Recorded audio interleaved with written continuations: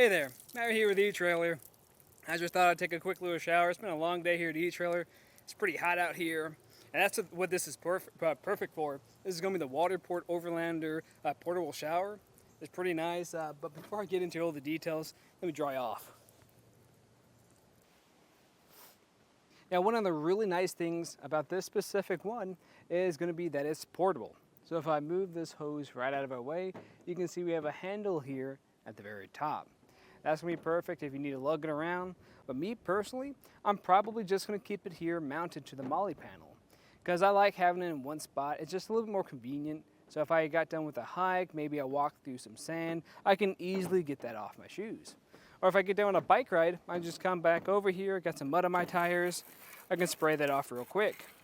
And we're going to have a lot of different settings to these. Right now I'm on the jet setting, but let's take a closer look at the rest of them. So that's what the jet kind of looks like. If you need a little more power, just come over here, give it a few pumps. Now the pressure in this is going to have a max of 35 psi, so that's good to know if you have a type of compressor putting air into this. And there, that's a little bit better. Then we're going to have the flat setting. Going to give you more of a wide grouping. We'll have center. That's also pretty wide, but a little more light.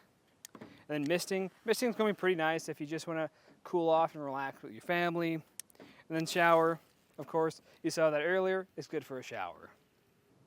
Now, between me taking a quick little shower and showing you guys off all the features of this, we're running a little bit low in water. So we're going to have to fill it up. There's going to be two ways that I suggest filling it up by. And the first way is going to be just putting water up, just the manual way, putting it through this blue little tap here. Now, if you have it in the vertical position with this black cap facing up, you have to fill it up from there instead. Now, there's a quicker way, and that's going to be the quick connect way, so I can show you that now. Now, my preferred way of filling this up is going to be through the quick connect method. And all you have to do is grab your regulator. Now, this is going to connect directly to your hose or faucet. We're going to take the larger end and we're going to just screw that into place. And with that on, we're going to grab your hose. We're just going to quick connect it. So pull on that tab some, push up on it until you hear it click, and then we can connect the other side. And from there, we're going to grab the other one. This is going to be a much shorter one. This isn't going to be a regulator.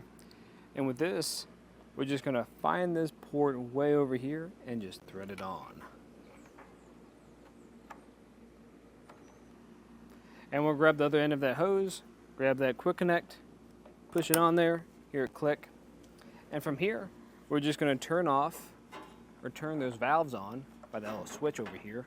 Be a little bit tight sometimes to reach it. There we have it. Now that this one's turned on, I'm going to do the same thing for the other side and then send that water on through. And it should only take about 90 seconds to fill this up. One trick I typically do when I'm filling it up is just come over here to this blue cap, since it is at the very top, undo that a little bit. Some air will probably come out, but eventually some water will start coming out from the top. Then I'll cinch it down so I know it's full. From there, when I'm unhooking, what I'm going to do is turn those valves we had earlier to the off position so all my water doesn't come back out on me.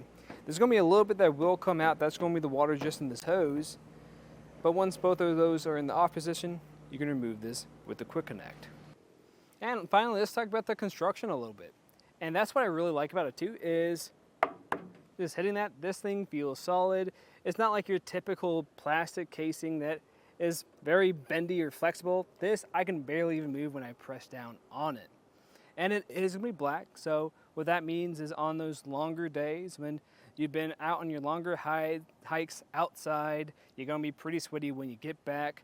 You want a nice warm shower. That sun's going to be beating on this all day, kind of warming up that water a little bit.